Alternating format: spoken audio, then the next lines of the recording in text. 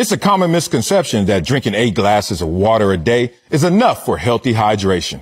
But sweat consists of water and sodium, which means you need water plus electrolytes to stay properly hydrated. Thankfully, there are products like Element that have all your electrolyte needs covered. You can try Element Recharge Sample Pack by going to drinkelement.com/speak for only the cost of shipping. You're going to speak for yourself. Marcellus Wiley, easygoing. Devo over here. No. You've already said it. No. They said the talented ones are hard to deal with, which explains so much. Oh. I now understand why you've been so hard to deal with, so because of the talent. I get it now. Other than the co-host killer title, I'm pretty easy to go. All right, let's get it started with Aaron Rodgers, Mr. Difficult himself, and the reigning MVP, has been living it up in Hawaii with Hollywood stars, including his fiancée, Shailene Woodley. And, you know, Acho was there last week, too. While in Green Bay, Aaron Rodgers and the team is in OTAs without their star quarterback and questions about his future. Earlier this week, Matt LaFleur said, quote, "We're just going to continue to try to work through this and hopefully can get him back in the building at some point." Acho, will Aaron Rodgers, your Hawaii homeboy, fold?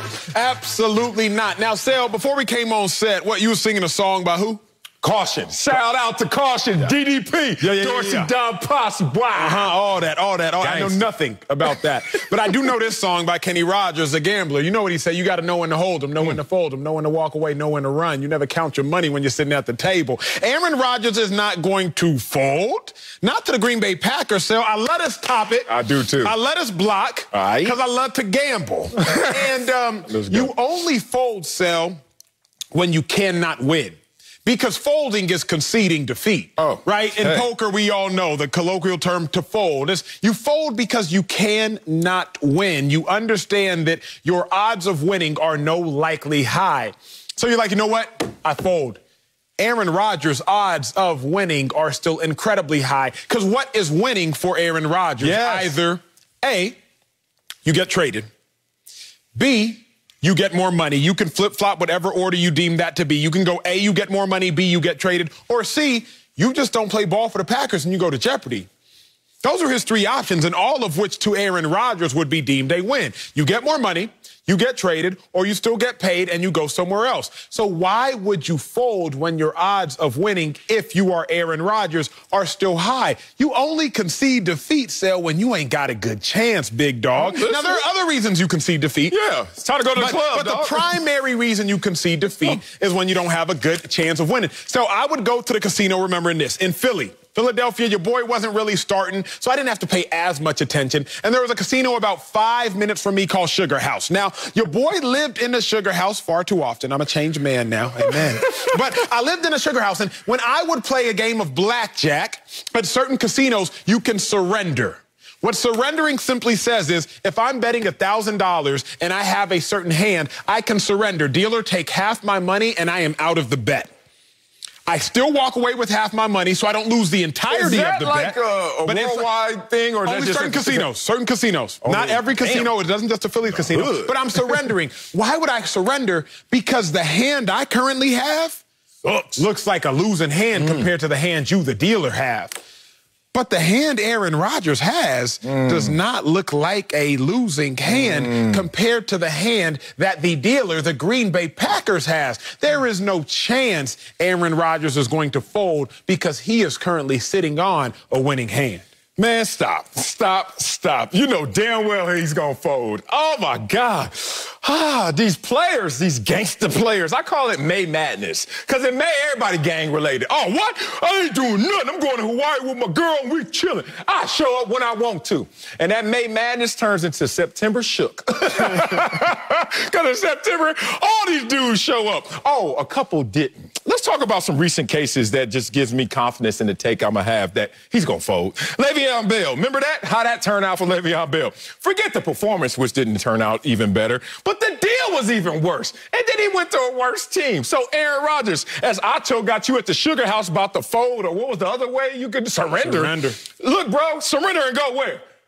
Go where? You're going to get traded where? That's going to be better than Green Bay. I'll talk about how good Green Bay is later. So then Acho tells me, well, you know, he want more money. He the 5th highest paid already. And they already made him an offer to make him the highest paid. He like, nah, that ain't what I want. And that takes me to my greater point why I know this dude gonna fold. Aaron Rodgers, I don't know you like that, but I know you like that. This is what's gonna happen. Aaron Rodgers is sitting there saying, okay, I could go to Jeopardy. That's what he has out there in the ether, at least, right? Stop that. You know why? Because you care too much to let go of football. How do I know you care so much? Because you ain't being gangster enough right now as somebody who is thinking about retiring. I retired before, twice actually in the NFL.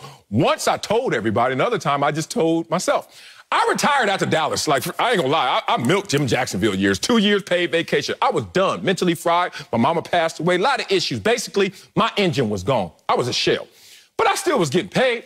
But then I also realized in my second retirement, which was my real one, remember I told you the Giants were calling, say, hey, Marcel, it's the Super Bowl year, they won the ring, and they wanted me on their team. I should have went. Anyway, I was retired. I was done. And you should have seen how I was talking to the Giants. You should have seen how I talked to the Cowboys, Jerry Jones, Bill Parcells. You know why? I called them out by name and number because I didn't give a damn because I was retired. He ain't said this GM's name yet. You know why? Because he ain't retired, because he cares. So if you care so much, you're not going to walk away from the game. And right now, last time I checked, you got to go back home. Take your ball and go home. They own your home. They own Lambeau Field. They own your rights. So what you gonna do? I got too many kids to be hearing all these fake threats. You bring your ass back in this house, boy, and that's what Aaron Rodgers is gonna do. My dog, I love that take. I love that take. So let me jab back. You made a great comparison. You compared Aaron Rodgers to the Le'Veon Bell situation. I made that comparison as well. Yeah. You could honestly compare Aaron Rodgers to the Russell Wilson situation. You could make that comparison as well. I'm listening. Because they are indeed all football players, but there is a pivotal and a monumental difference. Their pockets are not the same. That's real. So let's go back to the sugar house. The reason your boy had to surrender when I was at the blackjack table and my hand was losing in comparison to the dealers was because my pockets weren't as long. Ooh. Now, I would go with some teammates. I would bet table minimum on the first hand. That's $25. Okay. They would bet table maximum on the first hand. That's $6,000. Because I was on practice squad getting practice squad money. They were on starting salaries getting starter money. Damn. So when I'm playing against a losing hand, I had to surrender because I knew my pockets weren't very deep. Aaron Rodgers has made $240 million in his career. Yeah. At the time in which Le'Veon Bell did the same thing, he had $16 million career earnings. Okay. Aaron Rodgers has made $240 million in his career. Russell Wilson has $162 million career earnings. So you surrender or you fold when you understand that you may not have more money. So you have to save all the money you currently have because you might run out. That's the only reason I surrendered. If my pockets were deeper, I don't care if I lose a hand because my pockets are deep. Or if I could go back to the ATM and get more money out. But if the ATM is maxed out and I can't go back, I have to play with all the money that is sitting in front of me. Aaron Rodgers has an ATM and the letters above are not AT or M, it's Jeopardy.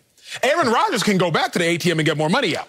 Whereas I could not. Whereas Le'Veon Bell ran out. Whereas Russell Wilson, he understands he ain't made $240 million. He's made a whole lot of money, but it's not the same as Aaron Rodgers. You fold when you concede defeat or you fold when you are running out of money. Aaron Rodgers is not running out of money. So why in the world would he have to fold? He has no reason. He has all his leverage. And in my third lap, I'm going to give you my third point, but I'm going to keep it in the holster for now. Dog, we might be running the 3,200 today, 2 miles, because on your third lap, we go about 5-6 laps on this. Concede defeat, you say. Yes, sir. Running out of money, you say. Yes, sir. What about the one that you forgot, which is actually the greatest of all? What kind of hand you got? Ooh. I don't even gamble, but I should be at the tables because I'm going to be like, hey, Acho, that's okay. You can win this one. He can't win this one. Go there. You ever see a contract and it has your name all in bold, and then the next biggest font is always the number because they want to get your emotions into it. Damn, comma, comma, comma, comma, comma, chameleon. You happy, right? And then it gets some fonts getting a little smaller and that fine print. And most people, after they saw their name and saw the number, stop reading.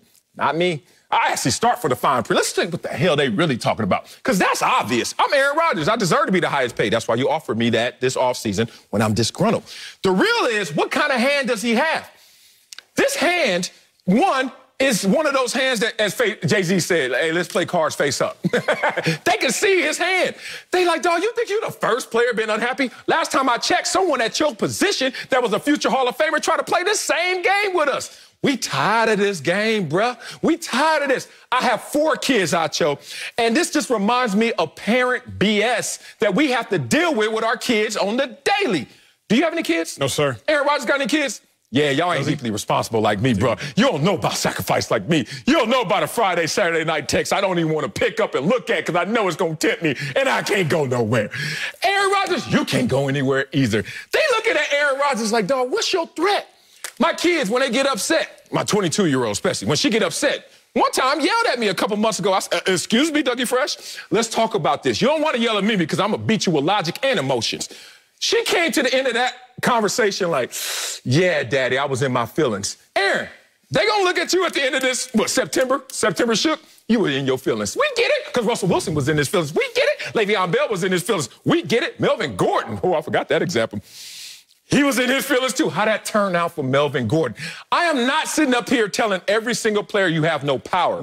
I'm just telling every player you committed to something that you didn't read the fine print about. Now, let's talk about what he committed to. Where is he going? This is a mansion in Green Bay. Not the biggest mansion in the world, but the biggest around that neighborhood. First in offense, they're ranked by Pro Football Focus. First in pass offense. Thank you, Aaron Rodgers. Second in pass blocking. You ain't going to find that everywhere. Ninth in receivers. Third in rushing. Seventh in run blocking. And the defense is ranked 8th. Okay, you're gonna just say, forget it. I don't care.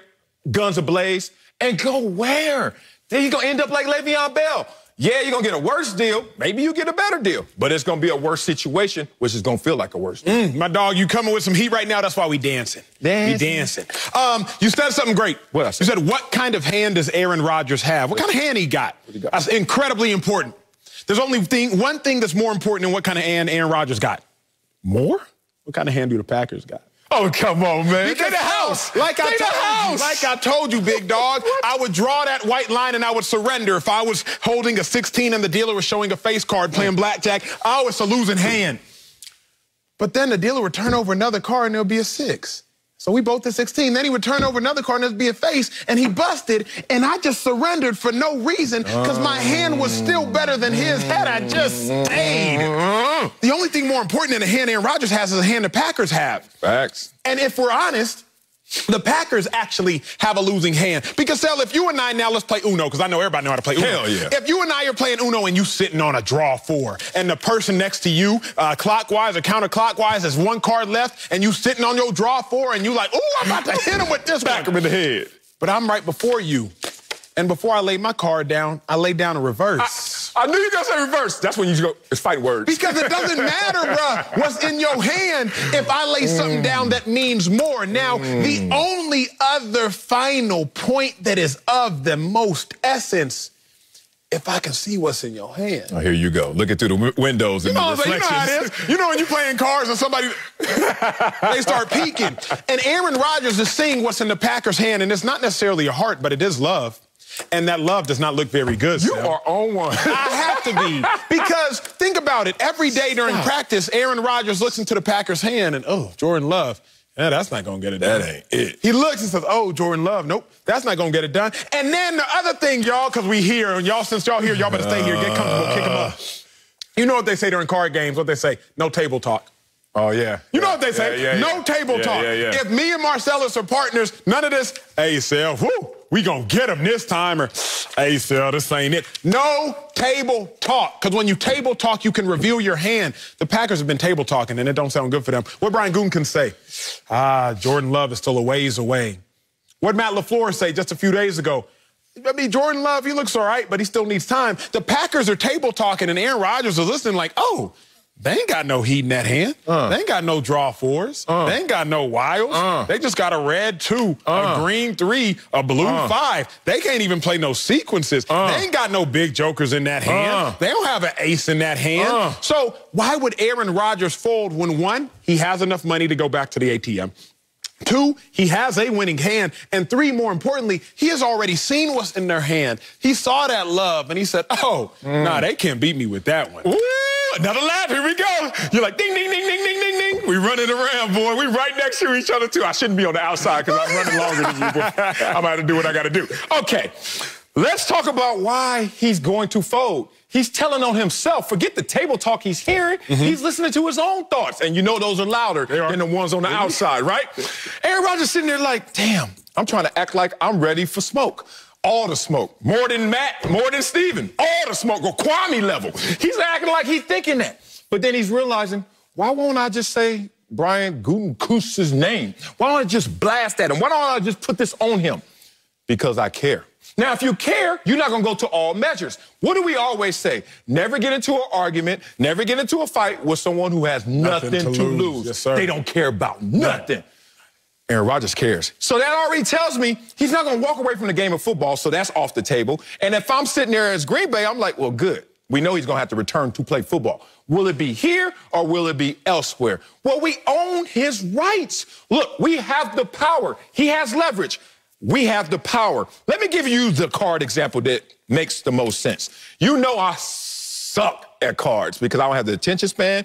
I table talk, and I just don't even understand what we're doing this for. Like, let's just go to the club. It's easier. All right, so here we go. Spades. And I hate spades because of this. When you get in your hand, everybody like, all right, what you think you got? I'm like, fool, I ain't gonna tell you. And if I tell you, is that gonna help me or hurt me? So here I go. I always do this. I don't give a damn what you give me. You can give me all like jokers and stuff. You say board? No, this is my better. 4 and a possible 5. And so this is why everybody hates me playing spades. Because I end up with 9 or 10 or 11. And they're like, damn, you got 11 books and you said 4 possible 5? That's what these Green Bay Packers is looking at. They're looking at Aaron Rodgers and he over there trying to act like, well, you know what? Bored. And they're like, dog, what you really got? And then he looking at them and like, what you got? And they saying bored. He's like, what y'all really got? No one's keeping it 100. This has to play out. And by September, Aaron Rodgers will be shook. And them cards will be folding. Coming up, Lamar Jackson says he wants to be in Baltimore forever. Forever. We'll tell you if the Ravens should want the same thing. But first, Chris Paul might not be able to play in Game 3 tonight. We'll tell you if the Suns need a healthy CP3 to beat the Lakers. That's next on Speak for Yourself. Next block connect. Now, the Suns and Lakers have a pivotal Game 3 matchup tonight right here in L.A., but Phoenix might be without their star, Chris Paul. CP3 is listed as probable with a right shoulder contusion. He was on the bench down the stretch of the Suns' loss in Game 2 and finished with only 6 points. Joined by NBA analyst Chris Broussard, but Marcellus, do the Suns need a healthy Chris Paul to beat the Lakers? No, they actually don't. I know it sounds a little counterintuitive, but they don't. Chris Paul's the difference maker in getting this team over the hump into the playoffs. But if you take a deeper dive into his impact on this team, you're going to come to realize that they can win without Chris Paul. One, let me answer the question in the simplest form. Yeah, y'all can win without Chris Paul because basically you did that in Game 1. Like, Chris Paul got injured in Game 1 and they finished that game with a W without Chris Paul. Game 2 was a little different as he was in and out the lineup, and obviously the second half only playing 7 minutes, and they took a close loss to the Lakers. But let's talk about Chris Paul in terms of impact. And these numbers, pretty surprising, but I've heard them before with some star players. And this is not to slight Chris Paul, it's just to show you and highlight the impact that he has on this team. He only missed 2 games in the regular season. The Suns were 2-0 in those 2 games. Suns have an 88% win percentage when Chris Paul plays 30 minutes or less. 60% when he plays more than 30 minutes. Interesting. Suns, 73% in wins when he scores 10 or fewer points. 61% when he scores 20 or more. Wait a minute. Did I just highlight that more is less with Chris Paul? To a point. Because this team is really centered around Chris Paul and his floor generalship, his leadership, and the fact that he is Chris Paul, future Hall of Famer. And obviously, in waning moments, especially in Game 2, those last 5 minutes, you need that type of leadership that wasn't existing. But let's talk about Devin Booker. Let's talk about DeAndre Ayton. And in this series, let's call him what he really is, DeAndre Ayton off of Anthony Davis. Those are the guys that are going to get this situation rolling for the Phoenix Suns. So if you win Game 1 without Chris Paul, basically, you can do it again. And that's the mindset of these Phoenix Suns. Suns have no chance without Chris Paul. So I love borrowing your quality takes. I usually like to borrow them after a duration of months or weeks because you'll forget that you said it. But sometimes the take is so good, I just got to borrow it even if it was just yesterday. Marcellus, yesterday you said something that was incredibly wise. You said that the Suns, they throw a punch with DeAndre Ayton, with Devin Booker. However, anybody that knows anything about boxing, about baseball, even about throwing discus and track and field, the length of the throw or the impact of the punch or the swing doesn't actually come from the upper body. It comes from the hips and the torque. And you reminded me, along with the rest of the world, that Chris Paul is the torque. So, yes, you can look good up here throwing a jab. You can look good on a swing. You can look great in the discus with your arm and the degree angle of the release, but it really has to do with what you can't see, which is the lower body, the hips, the torque, and Chris Paul is just that. Ayton can drop 22 and 15. Looks great. Booker can give you 34 and 31 like he did the previous 2 games. Looks great, but Chris Paul is the torque, and it's not just the Phoenix Suns, Sel. CB, I got to go to the big board because I got to show y'all exactly how important Chris Paul has been, not just to the Suns. Ooh, I like what y'all did with the 3-box. Ooh, we getting fancy on Speak for Yourself. Money. Sel, it's not just what Chris Paul has done with the Suns, but we got to look at the entirety of the CP3 effect. If we can go back about 15 years, where did Chris Paul start his career? Shall we?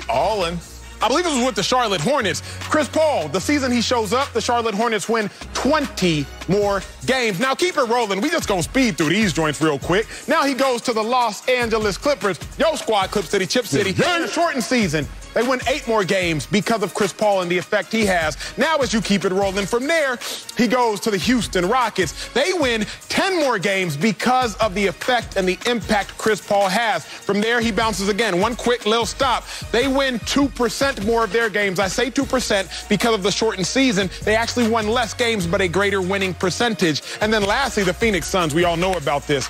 The Phoenix Suns win 17 more games, even in a shortened season, because of Chris Paul. So, Sel, I can't be naive not only to the impact Chris Paul has had the entirety of his career, but the impact he's had with the Phoenix Suns. You're talking about a cumulative 50 more wins from when Chris Paul steps on the scene to the year before. Without Chris Paul, the Suns may not win another game, let alone the game tonight. CB, what say you, big dog?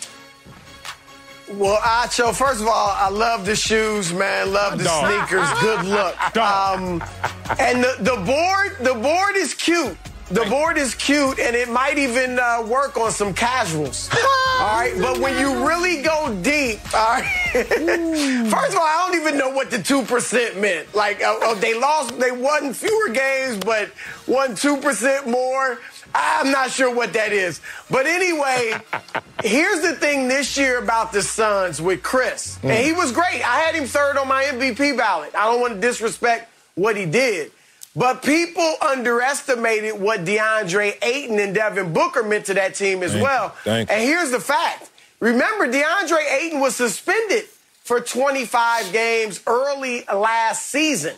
When he returned from suspension, that's when the Suns took off, and they actually played above 500 basketball in the Western Conference, which we know means a lot, and then they go 8-0 in the bubble. So this was a team on the rise when Chris got there. He's been the glue, but Ayton and Booker are incredibly important to that squad. So here's my answer.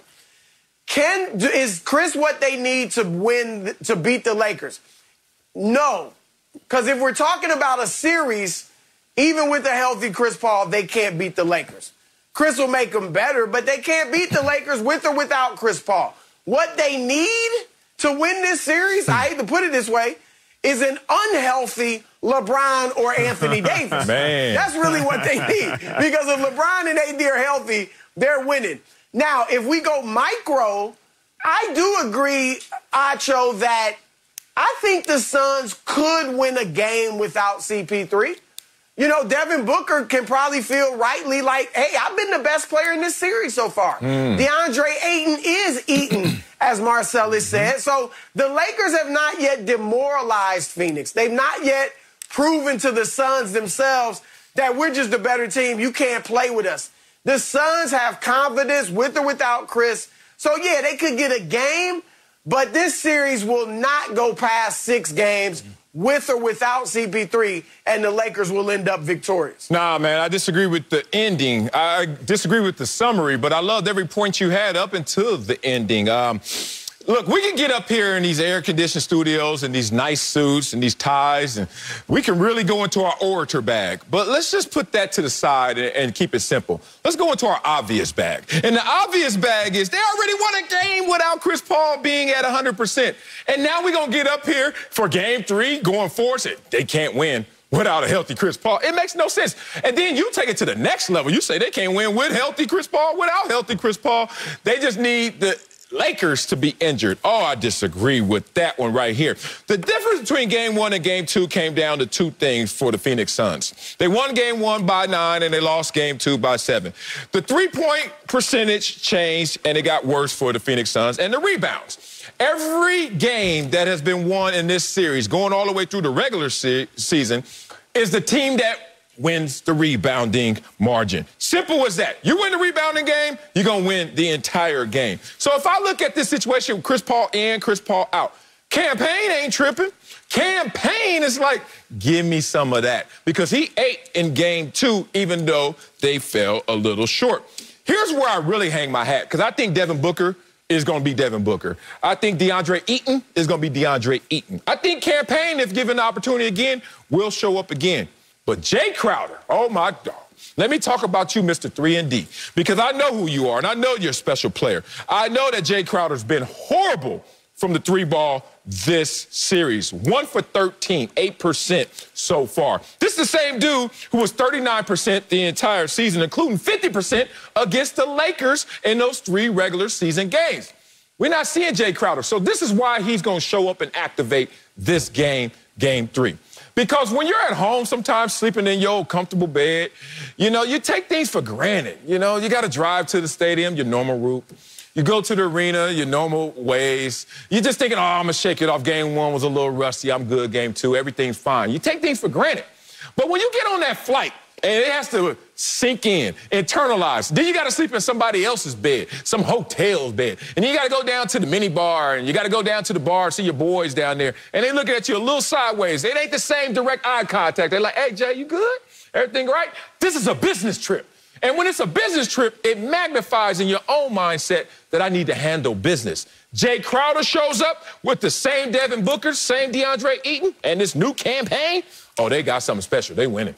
I like the take, Sal. I like the take. I don't agree with the take, but I like the take. Here's one thing CB and Marcellus Wiley, I think, we, along with the rest of the world, have all agreed with, which is why we know the actual answer to this question. We understand that leadership trumps everything. The reason the Los Angeles Clippers have been losing to the Dallas Mavericks, among other things, as we've established, there is not a true leader on that team. There is not a vocal leader on that team. Well, we also don't have Luka on our team. Among other things, we need talent. Among other things, we've established the Clippers got talent. They got PG, they got Kawhi, they got Cats, but they do not have a leader. As I look at it, the Phoenix Suns without Chris Paul, what do they have? They have Devin Booker, who hadn't played a playoff game outside of these two. They have DeAndre Ayton, who hasn't played a playoff game outside of these two. They have Jay Crowder, who has played 51 playoff games. But remember, Chris Paul has played more playoff games than the rest of the Phoenix Suns starting lineup combined. And it is not even close. He has played twice as many playoff games than the rest of that starting lineup combined. So we all know what they say about when the going gets tough and them tough get going. When the going gets tough for the Phoenix Suns, because it will, now that the Lakers are at home and LeBron is getting healthier with each and every game, I do not see the Suns being able to rally the troops because they do not have, or if they do not have, Chris Paul leading them along the way. Marcellus, here's what you don't understand. You pointed out, okay, Jay Crowder hasn't shot well. But the Lakers, you know how many reasons they have to feel good right now. They already snatched home court advantage from the Suns. I'm listening. All right, LeBron is coasting. In fact, the Lakers are coasting. All right, they understand it's going to be a long postseason. So let us not use up all our energy right now. Let's do what we need to do to win. Win in advance. They're not interested in style points. Oh, we got to beat them by 27. Oh, we have to beat them by double figures.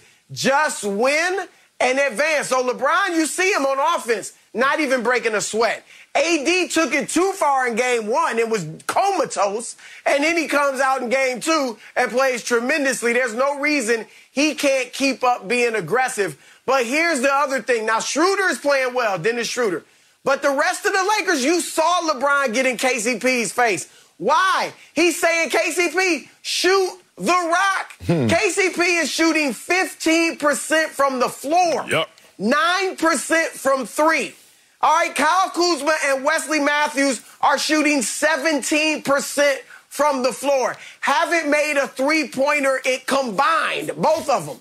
All right, Caruso's at 33% from three-point range. Wait till they start sinking a few shots, which usually happens at home because role players play better at home than they do on the road. LeBron will be LeBron.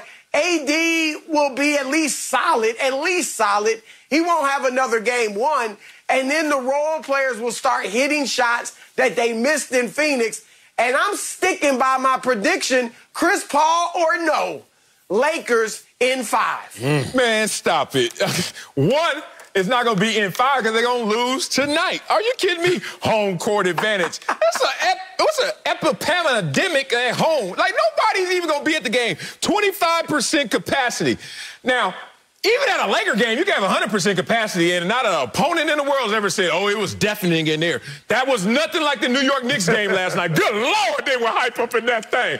You go to a Laker game, now you're Lakers. And everybody just tucking their mother's pearls in, oh, look at the Lakers, and taking selfies and stuff. Nobody give a damn sitting there courtside. I mean, it's really bad. Seriously, really bad. So you talking about home court advantage? Get out of my face. Here's the thing. You keep talking about how the Lakers are coasting like you know something we don't know.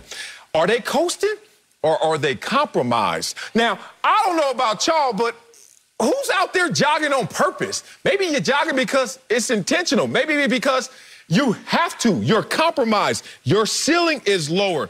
They didn't play together this year. Anthony Davis was hurt a lot. LeBron was hurt of late. How you acting like they just jogging just because, oh, we got a long postseason? Be careful of that.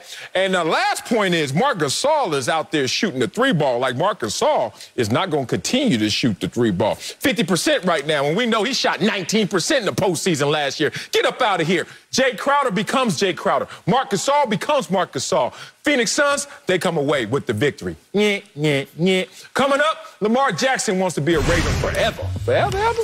Ever, ever? We'll tell you if the Ravens should be on board with that next. Speak for yourself. Admit it, CB. Saturdays are going to be huge this fall on Fox for college football, featuring top games from the Big 12, Big 10, Mountain West, and Pac-12 conferences. Big noon kickoff will hit the road with Brady Quinn, Reggie Bush, Matt Leinart, Rob Stone, and the newest addition, Bob Stoops. There are a number of games to be excited about on Fox, including Nebraska, Illinois. Get the season started.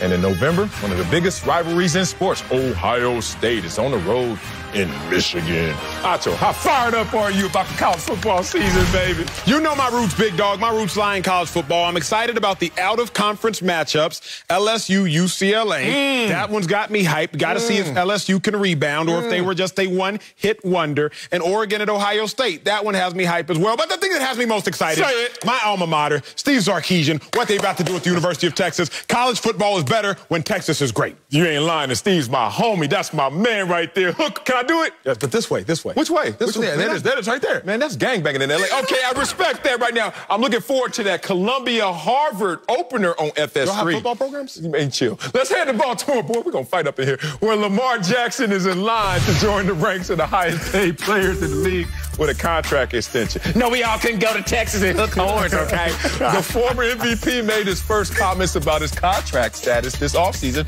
and they should make Ravens fans very happy. Listen to Lamar. I would love to be here forever. You know, I love Baltimore. I love the whole organization. I love everybody in the building. But hopefully we'll be making something happen pretty soon or whenever. What Future say? Mask off or something like that? Mask on or mask off? Come on, Lamar, take it off. So, Acho, should the Ravens want Lamar in Baltimore forever, ever?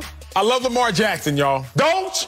I do. I'm going to tell Kwame you're talking about an athlete up here, a brother. I love Lamar Jackson. And Baltimore Ravens fans, it would bring me no greater joy than to see y'all win the Super Bowl this year because, in fact, y'all have to win the Super Bowl this year. Now, I know you asked me a question. Don't you do that. I know you do. Such a host now. I know you are a host. They have to win this year. Oh, God. I know you asked me a question. You said, should the Ravens want Lamar in Baltimore forever? The fact of the matter is, no, they should not.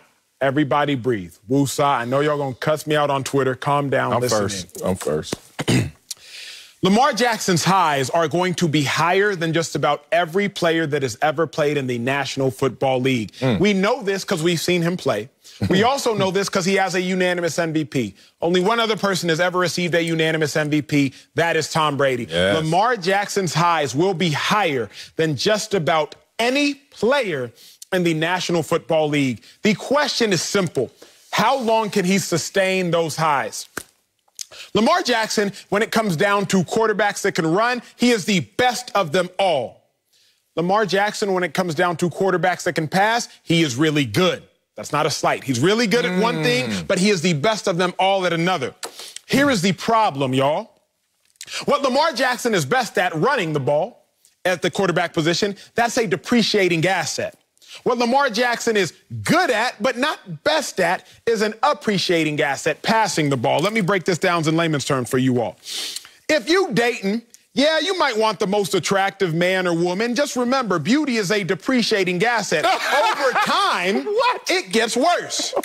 Brains, however, is an appreciating asset. Over time, people get more intelligent. So when you are choosing who you want to be with forever, just make sure you fall in love with the asset that will appreciate, not the asset that will depreciate, not the asset that will diminish over time. Now, I got a whole bunch of heat on my laps. No! But I'm going to shoot all my heat on my first lap. Go ahead. And just see what I have Let's left. see what's left. You better run. Robert Griffin, an amazing quarterback. Beast. But Robert Griffin, the best thing about his game was his ability to run the football. He peaked in his first year in the NFL. Offensive Rookie of the Year. Michael Vick, an amazing talent at the quarterback position. But Michael Vick, what he did best, although he could flick the ball 60 yards, what he did best was run. He peaked his fourth year in the NFL. They went 11-4, the Atlanta Falcons did, NFC Championship game. Or you could argue he peaked his seventh year in the NFL. Philadelphia Eagles, they went 8-3. Michael Vick had the most passing touchdowns. Either peaked his fourth or he peaked his seventh. Cam Newton, an amazing quarterback. His highs higher than just about everybody. He peaked his fifth year in the National Football League when he won the MVP. He went to the Super Bowl. Colin Kaepernick, incredibly comparable as far as they're running. Remember, Colin Kaepernick set an NFL record rushing yards in the playoffs against the Green Bay Packers. He peaked his second year as a starter, his first full year as a starter. Remember the San Francisco 49ers? They go 12-4. They lose to the Seattle Seahawks. All these quarterbacks who have similar comps, not talent, but similar comps as far as they are bigger threats with their legs than they are with their arms. We saw incredibly early peaks in their career. For that reason, I would not want to commit to Lamar Jackson forever. His highs are going to be incredibly high in Baltimore Ravens. Please enjoy those highs. But just like beauty, you can enjoy it for a while, Sel, but it's a depreciating asset. Like that take was depreciating. It was ugly. It started up here, though. It was a good take, but damn it, I didn't like it. Made me feel bad, because you know I love me some Lamar Jackson. Damn you. I can't. Sometimes, like, I love ketchup on tacos, right? To the point where I judge people who don't like ketchup on tacos. I'm like, you dummy. You salsa. Have you had ketchup on tacos? Have you had Lamar Jackson as your quarterback? And then you want to go into a place where you try to take me to doubt his greatness. Let's talk about why he should be a Baltimore Raven forever. Unless great is not great enough for you, Acho, if that's going to depreciate, then you know what? Get rid of Lamar Jackson. But to me, perception is not reality. Reality is reality, and the perception is he can't throw. What the hell is wrong with people? 2 years ago when he won that unanimous MVP, every single quarterback that ever played was on the field trying to do what Lamar Jackson did, which was lead the league in passing touchdowns. Yes, sir. Patrick Mahomes, yeah. Tom Brady, yeah. All the guys, name them. They all wanted to do what he did. Lead the league in passing touchdowns. But let me give you a little historical context, because since he's been in the league, 87 total touchdowns, which is third all time. Third all time. But no. You know, he's not going to last. I'm going to use you against you. You said you used my take from yesterday against me. I'm going to use your take from yesterday against you, boy. Acho yesterday told me, Marcellus. You know, he repeats everything. Marcellus. And he talks with his hands. Marcellus, if you are building your confidence off of the other team's regression, you're not doing yourself a service. Yes, you sir. said that. I haven't. You just built the argument off of how long can he be this good? How long can he sustain this? He may get hurt like some other quarterbacks that ran. That's where you building your confidence in your argument. Oh, man, that ain't going to work against me. Let's talk about who Lamar Jackson is. When he won that unanimous MVP, and only 2 players ever walking this planet have done that, he's one of them. You know who he threw his touchdown passes to? Mark Andrews, beast, correct. Marquise Brown, not beast yet. Willie Snead, the 4th. Mark Ingram, he ain't there no more. Miles Boykin, Nick Boyle, starting to get into no man's land. Seth Roberts, Hayden Hurst, all right. Patrick Ricard. And you led the league with that? Now look at his roster right now. It's still not top-notch, but it's better than this. Oh, I'm going to say this nugget for my second lap because you said you shot all yours. See, that's why you need a bayonet or something. You need a little knife on something end of yours. Me, I still got more left. Bow, bow. Joined now by Fox NFL analyst Greg Jennings. GJ, should the Ravens want Lamar in Baltimore forever? Absolutely, forever, ever. Forever, ever? Like, listen to this guy's reality and what he's expressing in his heart. I want to be here. I love everything about the organization. I love it from the top to the bottom. I love every player. I love every coworker. I love every worker. I love every employee. This man, he wants to bring some success to Baltimore. Why would you want to part ways with somebody who is as vested and who we all know? Dang, we lost DJ. Here's the problem: when you start getting bad takes, you just all of a sudden, you just leave quarterback antenna. Now, Sal, I will say this because you know I had to hit you with the okie doke. I never shoot all my bullets in the first lap. That's my dog. Sal, what's the saying with the tortoise and the hare, right? Like, we all know that whole story about the tortoise and the hare. Tortoise. Really the turtle and the rabbit, but a hare is just a jackrabbit. Yeah. Here is the point and why I bring the correlation to Lamar Jackson. Lamar Jackson, like a hare, a jackrabbit, they can hit up to 50 miles an hour over the course of like 20 meters. They can hit up to 50 miles an hour. Yes, a jackrabbit. They can go. The tortoise, the fastest it can go is 0.28 miles an hour. True story. That's the fastest a tortoise can go. But you want to know the difference? A jackrabbit only lives 8 years. A tortoise can live close to 80 to 150 years. Lamar Jackson can go. He can go up to 50 miles an hour when it comes to talent. 35 passing touchdowns that year, 7 rushing touchdowns that year. He led the league in passing touchdowns and passing touchdowns from the pocket. He could go and did things we had never seen before, like a jackrabbit running 50 miles an hour. But there's a problem. The life expectancy of a jackrabbit is only 8 years. The life expectancy of a tortoise is 80 years. That is tenfold. The life expectancy of the great Cam Newton had his greatness. It was 5 years. That is when he peaked. Mike Vick, 4 years is when he peaked. Kaepernick, 2nd year as a starter when he peaked. Robert Griffin, 1st year as a starter when he peaked. I'm not saying that their highs are not incredibly high. Colin Kaepernick, NFL playoff record, 181 rushing yards in a playoff game. Robert Griffin did things we never saw before out of rookie quarterback, rushing passing yards prior to Lamar Jackson. Mike Vick did a ton of things we've never seen before. I've played against him. I assume you played against him as well. Cam Newton still doing things in theory that we haven't seen before, running the ball with his legs. But all of those individuals, like the hare going against the tortoise, those peaks came early. I'm not saying the Baltimore Ravens should not re-sign Lamar Jackson. They absolutely should re-sign Lamar Jackson. But the operative word, sir, is forever. And just like a hare, jackrabbit, does not have incredible success forever because its life expectancy is shorter, then when you talk about a guy like Lamar Jackson, who can wow you, this man can wow you. But we've seen that the talent expectancy is not the same as the talent expectancy of somebody who might not wow you as much. Drew Brees probably never had a season that wowed you as much as Lamar Jackson's 2nd season. Never had a season that wowed you. He's just going to go down as the most efficient passer of all time or the 2nd most efficient passer of all time. Never wowed you. But he's going to go down super efficient. Matt Ryan, he had one season that really just wowed us. He won MVP. One season. But even Matt Ryan's wows, he didn't wow you like Lamar's season wowed you. But since he entered the league, he just has the most passing yards of any quarterback currently playing. So I'm just saying, yes, he will wow you. But when you start talking about forever, Marcellus Wiley, you got to think into the future, big dog. You made that decision. After your third engagement, you realize, you know what?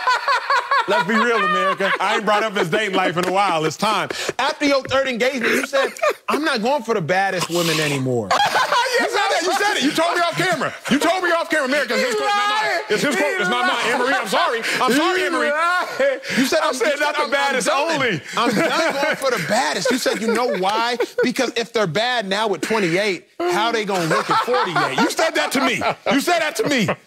But then finally, you said, you know what I'm going to do? I'm going to find one who has both. Okay. You said, I'm going to find one who has both. All I'm saying, Baltimore Ravens, yes, Lamar Jackson is currently the baddest in the club. He is absolutely the baddest in the club. But you got to remember, in 10, 15 years, what he going to look like? Man, that was your best take. You really hit me hard. Boy, I ain't laughed that hard since Raw, Eddie Murphy. Now it's time to get some of this mama's cooking. I'm about to get your ass out of here. I don't have much, man. Actually, that was so good, I don't even want to fight with you right now. But I do know, especially down the street at USC, they're doing some genetic morphing and hybrid genetic DNA research. Where they're combining like two animals, species you don't even think could go together. And I wonder what's going to be the results of some of their work. I actually know that, but I don't think I'm privy to tell the world just yet. But just be on the lookout for these fast-ass turtles. and you know what? I think we seeing one in the NFL right now, dog. That 8.28 miles an hour. That sucker there got jackrabbit speed. Let me give you this. Who would you draft right now if we had to start a franchise? You only got 2 picks. Yes, Lamar Jackson, Deshaun Watson. Deshaun. Let me tell you what Lamar Jackson has done over Deshaun Watson the last 2 years. Even though Deshaun Watson making $39 million a year, my man on the free lunch program, let's let that go. Lamar has a better record. More passing touchdowns. Higher passer rating. You would have lost that on Jeopardy. And fewer turnovers than the guy you just drafted. My team beats your team because my team got fast-ass turtles. Coming up, Trevor Lawrence is talking about a new mindset in Jacksonville. We'll tell you if we're confident he'll meet expectations his rookie year. That's next on Speak for Yourself. Boy, you a nut. Trevor Lawrence said he probably knew sometime in March that he was going to be the #1 overall pick to the Jaguars in April's draft. But that title comes with lofty expectations. Lawrence does not seem worried, saying, quote, my expectation is to keep winning. They didn't bring me in to expect to lose. Greg is back with us, but Acho, you confident Trevor Lawrence will meet expectations this rookie season? About as confident as I am in Greg Jennings' Wi-Fi. So no. Here's the real deal. The problem in this day and age is we don't compare apples to apples, or we do, but we compare like Granny Smith apples to Fuji apples, right? They're in the apple family, but it's not a direct correlation. Why do I say that? Rich. If we were to compare Trevor Lawrence to other #1 overall picks, Baker Mayfield, Joe Burrow, Jameis Winston, yes, I do believe that Trevor Lawrence would be deemed a success after year 1. But we don't do that, and we won't do that. What we'll do is compare Trevor Lawrence to first-round Smith, the first-round picks, apples, but not necessarily #1 overall picks, not the Granny Smith, the Fujis. We'll look at Trevor Lawrence and say, man, but he ain't do what Patrick Mahomes did the first time we saw him. He ain't do what Lamar Jackson did the first time we saw him. He ain't even do what Deshaun Watson did the first time we saw him. So, like, I mean, he's good, but we spent the #1 overall pick, brought in a new head coach. We did everything for this dude. For that reason, I don't think he'll live up to expectations year 1, because the expectations aren't going to be fair expectations. Compare him to other people in the exact same position. #1 overall picks. If you're a #1 overall pick, you probably went to an organization that was in the dumps, as opposed to other first-round picks that go to competent organizations. Because Trevor Lawrence is going to go to an organization that is in the dumps, a la the Jacksonville Jaguars, I don't think he will exceed expectations year 1. I disagree. I'm all in on Trevor Lawrence, as is the Jacksonville Jaguars, as they should be. Because, like he said, I'm not going to change my expectations. I was brought here to win. That's what I know to do, and that's what I'm going to continue to do, even in the National Football League. Here's what I love about this situation and why it's different than what we would classify as a team that's a dumpster fire. The Jacksonville Jaguars, if you watched them last year, I had the opportunity to call 2 of their games. This team competed in every single game.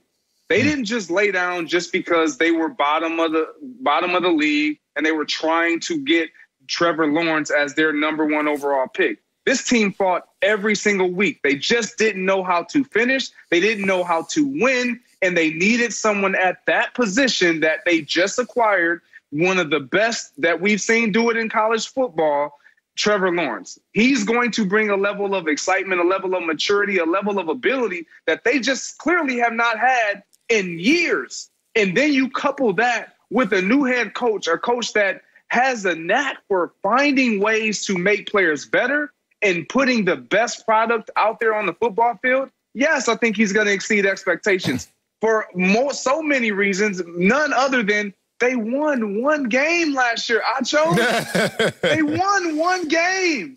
He's going to win more than 1 game. And it's not all about wins and losses. It's about what you see happening with culture. We all know that. It's not just about wins and losses. It is, especially in year 1. It's about, is the culture shifting? Can we see this team is getting better and improving week to week to week? And we're definitely going to see that with Trevor Lawrence. Yeah, I'm with you, GJ. I say yes. I'm all in on Trevor Lawrence. Very confident in him and his ability to have a great impact in Jacksonville, where I used to play. You have the opportunity for the greatest impact. You played everywhere. Okay, Miami. Was it Miami? He was holding on to that one. Hey, I can admit, I fell all the way off the hill. Grant, can you? No, good one. You got me back. Hey, chill, dog. Chill, dog. That hurt. But yeah, paid vacation, 2 years in Jacksonville. So when I show up, I pay for my tickets because they're like, damn, dog, you robbed us already. So here's the thing, though. Greatest impact happens in the worst situations. 1 win. GJ just brought up about this team. And then my boy Acho, I don't understand, man. School me on these apples again because Granny Smith and Fuji. What's Fuji? The green ones? Nah, the Fuji's is the multicolored joints. The ones that smack. Oh, really? Yeah, Fuji's bang. Fuji's bang. All right, what's Granny Smith? The big red one? Sour. The red is the more dominant red, but they kind of a little bitter. What's the green ones? No name? Okay, whatever. I'll get the green ones. Damn, it's racial. Apples got race too? Like, all right, whatever. But let's talk about this. What kind of apple should we compare him to? You didn't even hit it. You're talking about first overall picks and first rounders. Let's compare him to generational talents, because that's what he's been lauded as a generational talent. Now, I don't know what kind of apple Adam and Eve ate in the forbidden fruit right there. You're talking about the Garden of Eden, but that's what we're talking about when we have to pick a Trevor Lawrence from. Because Trevor Lawrence reminds me of late Andrew Luck. Let's see what kind of impact Andrew Luck had when he first got to NFL. Took a 2-win team and went 11-5, 11-5, 11-5. Sounds like good impact to me. Let's go before him. Another generational talent. Peyton Manning took a 3-win team and won 13 games in his second year, and we know what happened after that. Let's talk about another generational talent, because I've only known since my lifetime of playing sports 3 of them. John Elway. Took a 2-win team, won 9 games his first year, 13 wins his second year, and they were in the Super Bowl consecutive years in his 4th and 5th year. That's where we're going to pick this fruit, this apple. And that's what we're talking about with Trevor Lawrence. That's what all the reports are saying. That's what all the evaluators are saying. And Trevor Lawrence is even saying it. I'm just going to keep on winning. And he's going to a situation that is starved for that same winning. So, yeah, I think it's going to have tremendous impact. You brought up 3 great names, and let's hone in on those names. Oh, the question, though, is Trevor Lawrence going to live up to expectations his rookie season? Okay. Rookie season is where I'm saying absolutely not. Okay. Fellas, there have been, 18 or so #1 overall pick quarterbacks in the last 40 years. Every one of them, except for one, Andrew Luck, had a losing season his rookie year. Now, let me contextualize this, because you may say, well, yeah, Acho, that's Marcellus's point. Andrew Luck is generational. Trevor Lawrence is generational. Trevor Lawrence will do what Andrew Luck did. Thank you. Let me remind you, the Colts had 1 losing season in the 10 years prior to Andrew Luck showing up. The Jaguars have had 1 winning season in the 10 years prior to Trevor Lawrence showing up. They are arriving to much different organizations and vastly different cultures. Now, let me also remind you, all of those first-round overall picks, they're combined 72, 158, and 2. Even Peyton Manning, his rookie year, didn't live up to expectations. Unless living up to expectations is leading the NFL in interceptions. Unless living up to expectations is going 3-13. Even John Elway didn't live up to expectations his first year. Unless living up to expectations is not starting every game and going 4-6 as a starter your rookie year. So no quarterback outside of Andrew Luck has lived up to expectations, #1 overall, in the last 40 years. And the only reason Andrew Luck did is because his team only had one losing season the prior 10 years. He was walking into an incredibly organized and orchestrated culture with the Colts. It's not Trevor Lawrence's fault he won't live up to expectations year one. He will live up to expectations the course of his career, but year one, y'all can chalk that up as an L. So this is why I enjoy the individual sports like tennis, like boxing, and sports like that, because it's all on that individual. And we're talking about Trevor Lawrence as if he's not going to do his part and the team can't still fail. Like, when we talk about living up to expectations, is he box office? Is he worth what we've invested and we paid for? Yes. Yes, we're going to see that. Now, does that mean it's going to pay off right away? It's going to turn around and provide me with the ends that I expect to be long term? We don't know that. We don't know that. However, what we do know is that we got a guy that's going to be special. We got a guy that's going to change the culture, not only in our locker room, but in Jacksonville. He's going to be impactful, not only in our locker room, but in the community. So when I look at the expectations, he's already living up to the expectations because he's already been exactly what they were looking for, and he will be even more once he gets that helmet on and plays some meaningful football.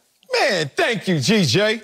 You even went community on him. You can't say nothing now, Acho. He boxed you in. Talking about he got a big heart, too. So here's the thing. Acho, boy, your comps just got, what the heck, these comps? They all #1 overall picks. #1 overall picks, right? Yeah. Okay, let me give you an example of why comps don't always give you the proper comparison. Okay, in the #1 overall picks, that includes Jamarcus Russell or someone like that. I mean, you know, whatever. That's like going to me and say, Marcellus, you from Compton? Let me give you some Compton comps. Now, if you compare me to Dr. Dre and Kendrick Lamar, I'm not doing so well, am I? I'm trying. I'm working at Fox, but it ain't working out the same, right? But if you compare me to a few Compton Crips, I got them. I got them beat. Like, dog, I don't want to hear where you comparing them to all #1 overall picks because they ain't all the same. Andrew Luck makes some sense. Peyton Manning makes some sense.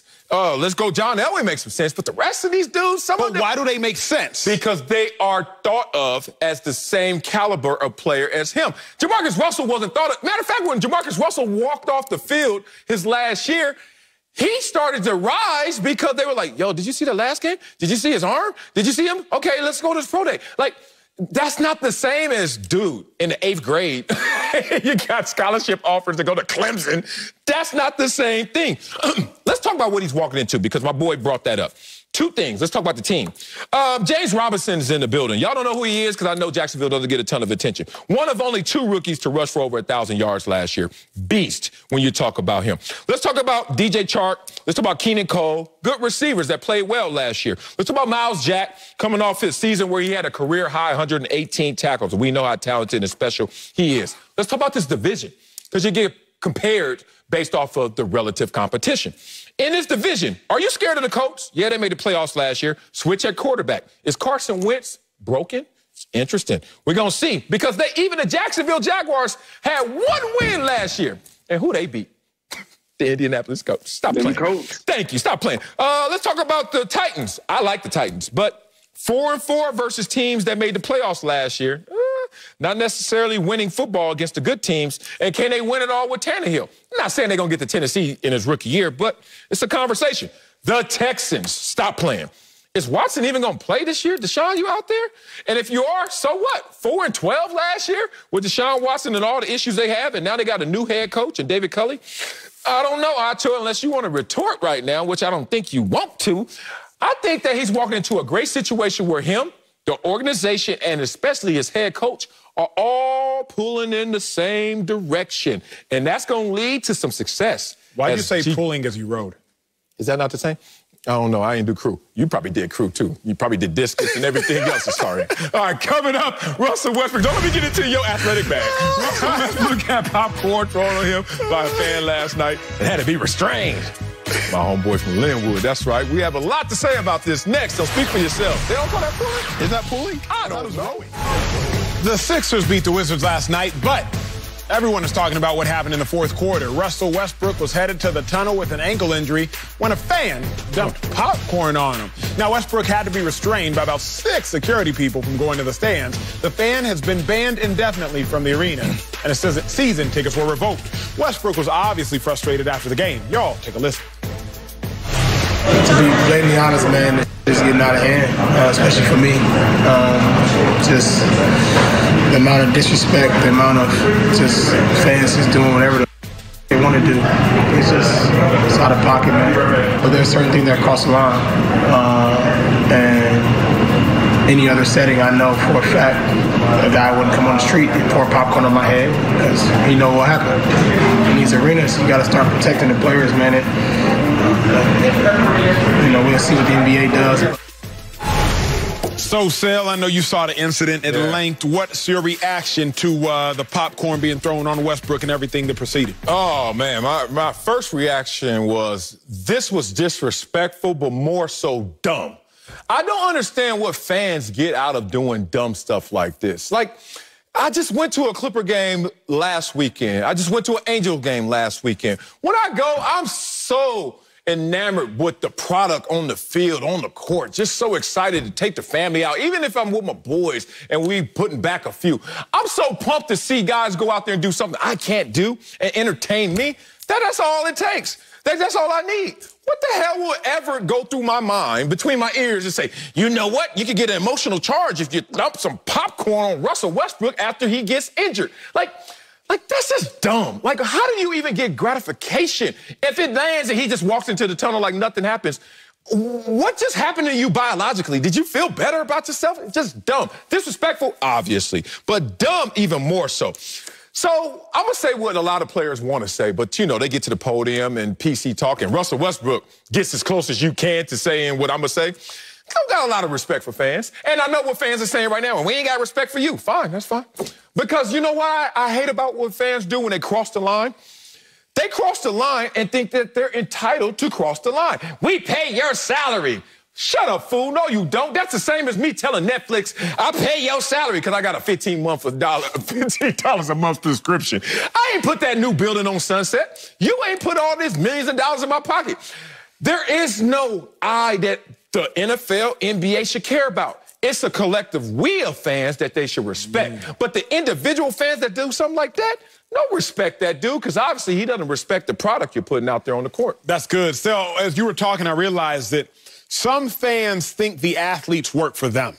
Some fans think the athletes are there. That fans think that they're the owners, if you will. And the athlete is like, we pay your salary, you work for us. I also think about the fact that there is no bolder person than the person who can live in anonymity. There's no bolder person than a person who can say something and nobody knows who did it or said it. Think about the Twitter warriors. Think about the Twitter trolls. The person threw popcorn through a crevice. It wasn't even like, Russell Westbrook, you look at me in my eye and I'm going to douse you with the popcorn. It was, I'm going to pour this popcorn on you through a crevice of a banner so that you can't even identify who I am and who I was that actually did it. Everybody gets tough when they can hide.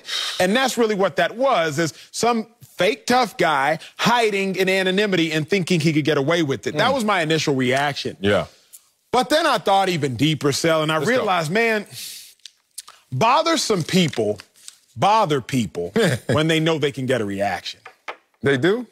Bothersome people bother people when they know they can get a reaction. Sel, think about it, man. Like, what? The reporters who, like, ask these incredibly dumb questions to some people who know they're going to give them a reaction. You've seen the reaction from Baker Mayfield being asked dumb questions. Facts. You've seen the reaction from Russell Westbrook being asked dumb questions. You've seen the reaction from LeBron James being asked dumb questions. Bothersome people bother people when they know they can get a reaction. Think about on Twitter.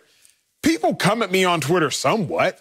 People come on you on Twitter a little bit more. But some people, because the people who react to the Twitter trolls, then you start to see the Twitter trolls in excess. Because they know, oh, if I come at you, you're going to react. Great point. I don't really react, so I don't get bothered all that much. I think along with this fan being imbecilic and idiotic, they're like, Russell Westbrook, we know he's a reactive type of guy. Let's throw some popcorn on him and see what's going to happen. To bother some people, they bother people if they know they're going to get a reaction. So interesting, in some subconscious way, because they know you for the smoke, they're going to get smoky with you? Yes. That's facts. Like, look, your energy, you're going to go out there and attract what you are. Like, that's just the law of attraction right there. So it's interesting they will pick Russell Westbrook in this moment to do that. But this is more league-wide. This is greater than just Russell Westbrook in this isolated incident, right? I don't like that. Just like the sense of entitlement that comes from so many fans. It's not just even this. It's because this is one that happens and it won't happen again for another few months. You know what happens all the damn time? When you're sitting there with your family, just want to go to a game. I just gonna spend a few $100s just to walk in this sucker, gonna spend a few extra dollars just to eat something and drink something. And you see me here, I'm with MJ. You see me here, I'm with my wife. And I know you with your boys, and it's kind of tough to find out what's going to be the balancing act between you having a frat party up there and me over here watching, you know, some family show. But damn, dog, can you show some respect to, like, the general vicinity, the population? So the NBA, NFL, they have this issue. We see the yellow jackets all the time. That's what we used to call them. Security sitting there. They can't even watch the game. Security at the damn game. You know they tell their boys, hey, I got to work that Ravens game tomorrow. You know what I'm saying? I'm pumped up. His back to the game because he got to watch your knucklehead ass the whole 4 quarters.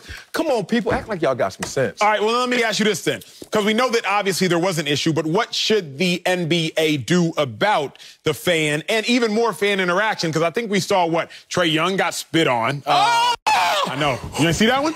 I saw it, but I don't want to hear about it again. Yeah, but here we go. No. You see the woman in the front row, she moves like, what was that? Like, Man, people are weird. People wild. So, Sal, what should the NBA do about it? It's simple.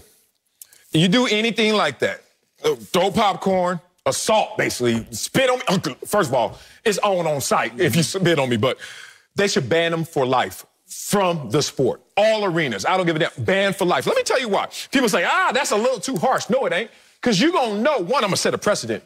Everybody who does something like this, you're going to have to respect what's on that court. And that is not your employee.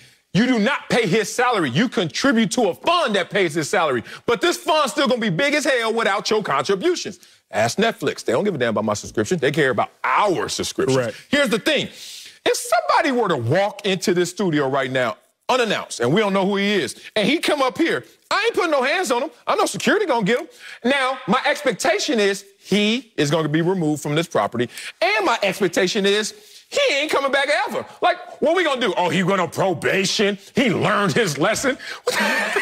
You can't do this. They have to be banned from life. And the NBA, all sports leagues are incentivized to do this. Let me just break this down for these fans out here who think I'm being too harsh.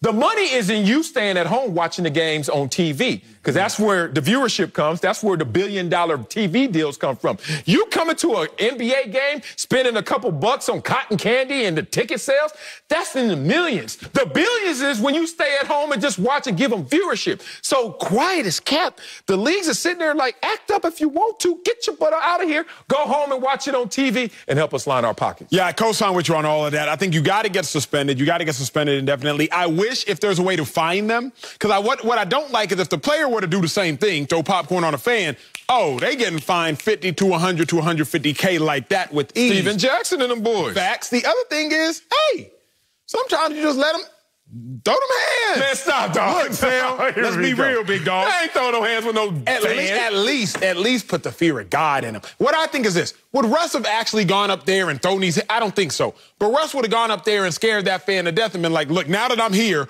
all 6'4", 215 of me, and whatever cowardly frame this fan was built in, the fan would have at least been like, It would have done more to the fan than not being able to go back to the game. Okay. Because so you're suspended indefinitely. I'm not even sure how you uphold that. If you can get into a club with a fake ID, I'm sure you can get into a game with a fake ID. So I don't even know how you can uphold an indefinite suspension. Yeah. But I'm like, if popcorn would have been thrown on Westbrook in the streets, we would have let the streets handle it. If it's thrown on Westbrook in the stands, hey, let him handle it. Look, no. First of all, you made a great point. How do you enforce it? Because I'm banning your ass for life. How do you enforce it, though? We find a way. You know, I don't know if we're going to start going with fingerprint entry. Look, they're already doing it with the coronavirus. They're saying, look, if you don't have a vaccination card, I couldn't get into the Clipper game without showing my vaccination card. Like, it's a real thing. So who knows what you can do in terms of measures and security, but investigate it. But we can't have the smoke. We can't have the fight. Because, one, I'm just saying this. Some fans want to fight. That's true. And some fans can't fight. And what if Westbrook walks up there limping? I'm a beast show. I can't have that optic. I can't have that out there. Point. But you know what? Westbrook like me. He's from the other side of that 110, homeboy. We got cousins. You ain't knocking them out. Coming up, Lamar Jackson is focused on winning more than his contract status. So we'll tell you what it will take for the Ravens to win the Super Bowl. Next, speak for yourself. Imagine you went up there trying to get some. You get. Lamar Jackson won his first playoff game last year and is in line for a huge contract extension. Former MVP could be in the neighborhood of Patrick Mahomes and Dak Prescott on a new deal, but he's thinking about results on the field instead, saying, quote, I'm really focused on the season, and I'm focused on trying to win. Acho! What will it take for Lamar's Ravens to win a Super Bowl? Two things. Number one, Lamar Jackson's first-round picks have to play like first-round picks. I say picks plural. The Baltimore Ravens have spent 2 of their last 3 first-round picks on wide receivers. Meanwhile, teams like the Packers haven't spent 1 of their last 13 first-round picks on wide receivers. That's just to give y'all context. Hollywood Brown has to play like his nickname, Hollywood. You got to be box office, man. You can't catch 700 yards. It's not good enough. They spent a first-round pick on you. Rashad Bateman, you got a ball. They spent a first-round pick on you. Those players have to play like first-round picks. If Rashad Bateman wins Offensive Rookie of the Year, I can all but guarantee the Baltimore Ravens will go on to win a Super Bowl. Ooh. Rashad Bateman has to give them 950 yards, 9 touchdowns. He has to do something that says, I am a bona fide number 1 receiver. The second thing that it will take for the Baltimore Ravens to win a Super Bowl, you can't be last in a statistical category. Facts. Like, y'all are last in passing yards. Last. Not 20th, not 25th, not bottom of the barrel. Y'all are at the very scraping the barrel. Y'all are last in passing yards. You cannot be last in a statistical category and expect to win a Super Bowl. So for those 2 reasons and those 2 things is what it'll take. First-round picks, got to play like first-round picks. Rashad Bateman, do me one better. Win Offensive Rookie of the Year. Have a Justin Jefferson-type season out there. Go crazy. And you can't be last in a statistical category. Oh, man. Don't be so negative. Don't say last as many times as you did. Say fewest. I like fewest. It sounds the same. Win a Super Bowl? It's simple. Evolve the passing game. It's just that simple. You said that in so many ways. You told Rashad Bateman go out to get 959. Yes, sir. What about 948? Yeah, rookie. Let him get a rookie deal. All right. Evolve the passing game. Greg Roman, you know I'm coming. Here I am. Man, you do not want to be typecast as you are right now, Greg Roman. Every single year you've been offensive coordinator, top 10 rushing attack. Every single year you've been offensive coordinator, bottom 10 passing attack. You're better than that. Who wants to be boxed in like that? Have that mantra on their name for the rest of their life. So, I know a lot of people think it's going to be a leap of faith to just let Lamar cook. Open up that LLC. Let Lamar cook. Yes, let Lamar cook. It's that simple. And it's not even a leap of faith, bro. This is just like, remind myself. He did lead the league in passing touchdowns. Go ahead. I'm not going to draw up these bad passing routes. Not my words. Not even Kurt Warner's words, but Kurt Warner certainly implied that. Go on YouTube, Kurt Warner, type in Kurt Warner, Baltimore Ravens passing game. You will be amazed. It's a horrible passing attack. Fullback out there in a slot. Put me on him. First of all, they don't. Then he ran a fly route. I saw a fullback run a fly route. For what? That ain't going to work. What the hell are you doing? They need to evolve. You named all the statistics in the passing game. Fewest passing attempts, fewest passing yards, blah, blah, blah. But Lamar is primed to just go out there and have free reign at this passing game. But it just needs some trust. Trust, and also get to a scheme that is going to help out all of these new talents that they have on the roster. They're talented enough in the passing game now. Now they just got to evolve in terms of how they're going to scheme it up. The question is, we keep saying this, but I feel like we're banging our head against the table because we know what the Ravens need to do. Is Greg Roman, offensive coordinator, capable of doing it? Right. And historically, he's shown us he's not. Now, historically, he's shown us he can have great success. San Francisco 49ers, you can go to a Super Bowl, you can go to championship games, but historically, he's shown us that he cannot. Here's the other thing. Ravens, if y'all want to win, y'all could be last in a statistical category, but it can't be passing. We've seen one team win the Super Bowl being last in passing or rushing, the Giants, 2011. Okay. They were last in rushing the ball for the entirety of the season, still won a Super Bowl. But the worst-ranked passing offenses, the Seahawks, won in 2013. They were 26th. Then you have a team like the Steelers, 2005. They were 24th. It's literally impossible to win the Super Bowl, Ravens fans, playing the game of football the way your offense currently plays the game of football. You will have highlights. You'll have incredible stats. But it's the same thing I've said about Lamar Jackson. The Baltimore Ravens currently embody Lamar Jackson. You'll do some phenomenal things. You'll wow us. You'll lead in statistical categories. You may win 13, 14 games this year since there's 17 games. But can you win it all? And the fact of the matter is the Ravens can't win it all playing the game of football the way they play. No. I mean, when I see Lamar Jackson in the last 2 years have better statistics than Deshaun Watson combined, I'm like, what the hell are y'all talking about? He can't play quarterback. He can't play quarterback in a way that is pass first. But then when I also look at this situation, and they got the 28th ranked receiving core, I can see why. Is it really a talent issue or is it schematic? Whatever it is, fix it. Because now you have more talent. Let's evolve our scheme. Let's talk about their rushing attack as well. See, this is what happens. When it's a self-fulfilling prophecy, Lamar Jackson comes in typecast like he can't throw. So you're already saying, okay, we're going to have volume 1, another playbook, but volume 2, throw that away. We're not going to give it all to him. And then he masters volume 1. And now he's sitting there at the end, page 596, like, all right, where's volume 2? Let's go back to page 1 and make sure you really understand this. Nah, dog, all right. Led the league in passing touchdowns. Here's the thing, what gets lost in him going through the regression of last year. Because MVPs outside of Peyton Manning and Tom Brady, they're going to regress the next year because they were great. Even Patrick Mahomes regressed from his MVP campaign. But the thing is that gets lost, man, I hate when this happens. Because then all of a sudden it's all going to fall on Lamar Jackson when really, hey, J.K. Dobbins, I love you. You're a beast. 805 rushing yards. Gus Edwards, 723. Lamar Jackson, only one had 1,000 yards rushing. That's your quarterback. Like, he's not there to do that. That is a bonus, the cherry on top. But the meat and potatoes has to be him going out there once again, having an opportunity to lead the league in passing touchdowns. Coming up, Frank Reich says Carson Wentz can hit the reset button in Indy.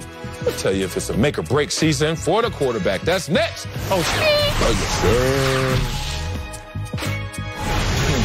A lot of eyes will be on Carson Wentz in Indy this season, but the new Colts said there always going to be pressure and expectations of the quarterback position.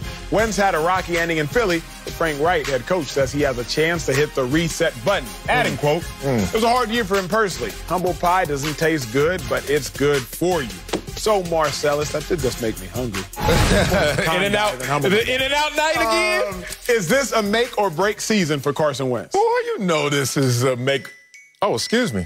That's your In-N-Out alarm? No, it needed to be double-double. 2 well-dones. Charge my car for my vacation this weekend. Yeah, I'm leaving you, bro. May come back Monday. We'll see. Yes. Wait, pause. What? That was the bougiest statement that's ever been uttered on Why television. I gotta be hood? Because I'm from Compton? I can't be bougie? Charge my car for my vacation this weekend. In what world do you charge a car for a vacation this weekend? George and Judy, I'm one of the Jetsons, baby. My car flies. I'm going down to see my boy, Matty L. Shout out to my bestie, my dog. I ain't seen him since August, so glad it's opening up out there. Can I do my damn job before I don't have a car to go to church? All right. Make a break. Oh, I know why you stalling. You stalling because I'm about to go head on your boy Carson Wentz, your little text buddy. Okay, here's the thing. Last time I checked, see, I keep it player to player, and you should too. No moderator here, bruh. Unfiltered. All the smoke. Last time we saw him play, He wasn't good. Let's be real about it. And that's how players receive you. I've been on different teams, leaving San Diego to Dallas. They were like, you look kind of all right, but you didn't look like the peak version of you. Going from Dallas to Jacksonville, they were like, oh, you sorry. You got to prove to us you're not. He has to go out there and ball out this year, or else it's going to be a break in terms of perception.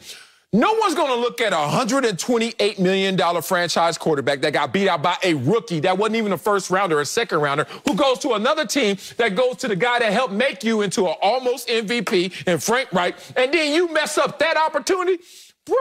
It's a wrap in terms of perception. Somebody may take a flyer on you going forward, but it will be done in terms of what we perceive him as a potential franchise quarterback. Hell yeah, he better understand. Make a break, bruh. I'm with you, big dog. You know me, I'm a realist. Okay. I'm a real. All my football takes are centered and grounded in truth. From my Cam take to my Lamar take to my Carson Wentz take. My only takes that are biased are my Nick Foles takes because that's my dog. But Carson Wentz, it is a make or break year. Okay. You can't flame out in Philly, get another opportunity when everybody's already wondering, is this an outlier or is this your character?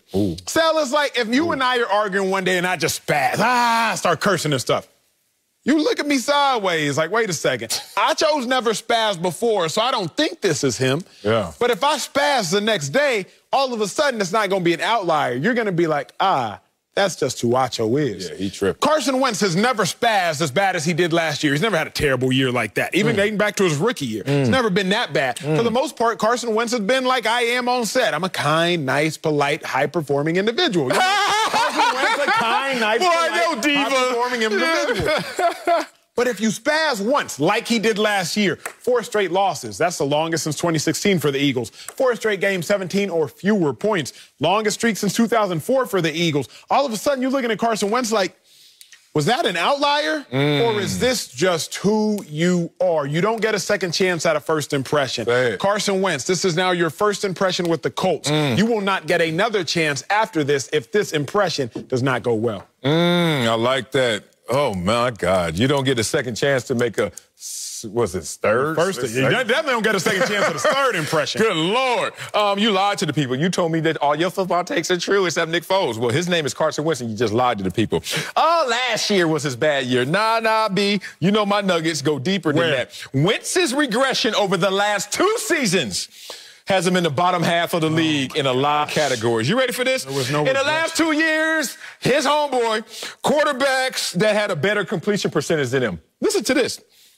Kyle Allen. I ain't even going to name the rest of them dudes. They don't need to be down there with Carson Wentz. Quarterbacks with more passing yards in the last 2 years than your boy, your text buddy, Gardner Minshew. Even his last name tells you Minshew. Yuck. Quarterbacks with a better passer rating in that span. My favorite, Baker Mayfield. Now, Baker Mayfield balled last year, but the year before, hell no. And he still balled more than Carson Wentz. Ooh, I got nuggets on nuggets. I think Carson Wentz is what you just described. He is a spaz. He might be an outlier. 11-2 1 year. I don't want to do this. I don't want to do this. Okay. We didn't have to go here.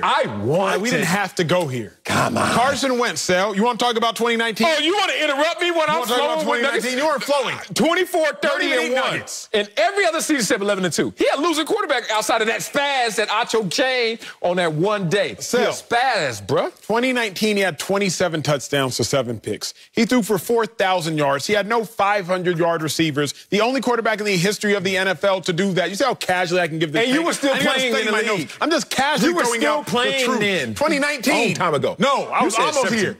Almost here. With that being said, Carson Wentz declined last year. But last year was his only outlier bad season. If he does it again, I'm with you. I will be on Team Marcellus Wiley that my guy, Carson Wentz, has lost it. But for now, it's like anything else. He just misplaced it.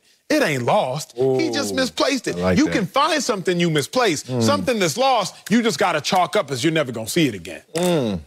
I'm going to let that live because I think you may have something there. I'm hoping and rooting. Like, I like eating crow. It's tasty. I put a little, that Layla Ali seasoned salt on there, and I go to work. I'm hoping I'm wrong about this guy, but he's in a perfect situation. He's actually in a situation where he's walking up to the plate. You ain't got a clean count. You ain't got an empty count. That's true. It's 2 strikes already up there, bro. If you swing and miss on this opportunity, oh, it's a wrap in terms of how we think of you. Coming up, Tim Tebow got high praise from the new face of the Jags franchise. That's Trevor Lawrence.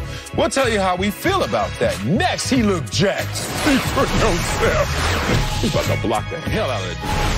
Trevor Lawrence is set to be the new face of the Jaguars franchise after being picked #1 overall.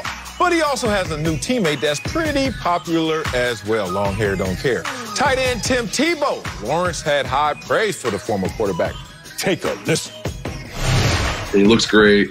You can tell he's just a guy that you want to be around.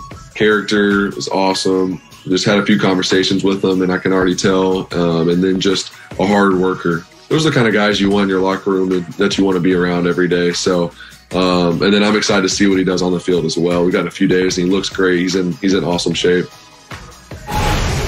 So, Acho, how should we feel about Trevor Lawrence's praise of Tim Tebow? I'm not mad at it. Oh, I didn't like that. Oh, God, what the? No, truly. True. I'm not mad at it. One, I really like Trevor Lawrence. Two, I really like Tim Tebow. I like both of them as individuals. Okay. And Trevor Lawrence told no lies. Tim Tebow is one of the hardest workers that will ever be in the building. I told y'all this before. I was with Tim Tebow in Philadelphia, and we had to do something, Marcellus, called axon reps. Axon reps was a mental repetition of a play you did on like an iPad. Chip Kelly, our head coach, he just wanted everybody to do roughly 100 axon reps a week. That's it. Get on your iPads, get on your playbooks, and take a mental rep. All it is you push a button to make a call depending upon what position you play. Fancy. One day, we walk into the linebacker room, and my linebacker coach, he's in a mood. Why are you always in a mood? He's in a mood, bro. And he's like, fellas, Tim Tebow did more axon reps than all of us combined. He had done 2,500 axon reps. Now, that did not help him throw an out route to the #1 receiver. But it did show his dedication to greatness. So Trevor Lawrence didn't tell one lie. My only question is, Trevor Lawrence, you're the starting quarterback. You're the #1 overall pick. You're the guy getting paid millions of dollars as opposed to Tim Tebow, who's going to be getting paid league minimum. Why are you saying nobody's going to work harder than him in the building? You should be working harder than him in the building. Oh, don't do that. I have to be hypercritical of these two individuals. Trevor Lawrence, it's your time to shine, big dog. Garner all the wisdom you can from Tim Tebow, who is, like I said, the hardest worker. Yes. One of the hardest workers I've ever been around. Yes. But Trevor Lawrence, it's your time to take the flame and to run with it. Man, stop. Boy, I love me some Tim Tebow, and I'm glad others are catching on. Tim Tebow is different. As Champ Bailey, you gonna say something about Champ Bailey? Me either. The champ, boy, all the way back to college days. He said he's infectious. It's so true. I always tell people this story, and I got two parts to it. One, being around Tim Tebow one time at the Super Bowl. Tim Tebow, I didn't even see him. I saw the swell, the ground swell, the fan swell at the Super Bowl. Mind you, every other person you see is a legend. And Tim Tebow had the greatest ground swell I've ever seen. And I was like, damn, who is that? And they were like, Tim Tebow just walked in. Here's the funny part. You know who was next to him? Madonna. People were like, I'm high, like a virgin. Out of here to the Tim Tebow. Here's another thing that I've encountered with Tim Tebow, and this is real. I've been around Michael Jackson, Muhammad Ali, and Tim Tebow, and those are the three guys that I've been around where actually the energy changes. You know how you go through a heat wave? You from Dallas, you can see the heat waves. You get around these three dudes, and I'm not lying. You're like, you're lying. Yo, something different, bro. You're lying. I'm just telling you. So Trevor Lawrence just caught it too. He just caught it too. Look, bro. It's infectious, homeboy. We're going to talk off air. No, we're going to talk off air. All these things I played with Tim Tebow. That's the beauty of all this. Often we jargon on television. Yes. Oh, he's infectious. He is. Oh, he's infectious. He did more than you on the iPad. Boy, he didn't do more than me on the team, and I didn't even do much. What you mean? What you mean he did? I made it to him. What do you mean? You can't play again. I dare you to try and get a tryout. Urban Meyer was here. That's your friend. Try and get a tryout. Let Mac Brown become a head coach in the NFL. I promise. No, you won't. I promise. Oh, you got black privilege? What you talking about? I You have University of Texas privilege. This is what I'm mad at you for. What? You just went out there and tried to slander Tim Tebow, and you also used Trevor Lawrence to do it. Nobody should work harder than you. Will you stop with that, I can't work harder than you? 100% is 100%, right?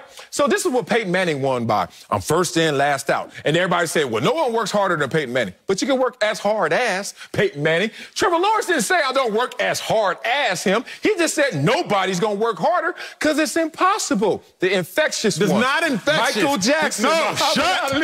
Tim Tebow. The only three people I've been around. How come Chip Kelly got fired then? Huh? If it was so infectious. Good, because you, players like you coming up, someone is going up 2-1 tonight. Will it be the Suns or the Lakers? We'll give you our picks next. Because y'all went on your iPad. Speak for yourself. Fill out the damn plays. Here's our host in the Suns tonight, right here in L.A. for pivotal Game 3. LeBron and AD will have fans at their home game for the first time as a duo in the playoffs. On the Suns side, Chris Paul is probable, but not completely sure to play with that right shoulder contusion. So, Marcellus, who wins Game 3 tonight? Is it the Suns or the Lakers? It's the Suns. Jay Crowder, just be yourself, brother. I know you're going to come out to L.A. It's a business trip. You're not sleeping in your own bed. You're going to check into that hotel, realize this is business. Handle your business out there. And then CP3, give us whatever you got. I already talked about this earlier. This team can put it all together. They beat them before without CP3 fully. They can do it again. Sale, you said it's the Suns with some confidence. That sounded like you were ready to make another bet, sir. What's up? What I heard? What you want? You really think it's the Suns? Well, let's go. What you want? Pull-ups? I can't do those. Can we do crunches in a suit? Crunches? What you trying to do? Go back to Hawaii and take a shirt, thirst trapping again? Hell no. Well, let's do crunches. I don't give a damn. Push-up. 50 push-ups this time. 40. All right, 41. That's it for us. Fox Bet Live next.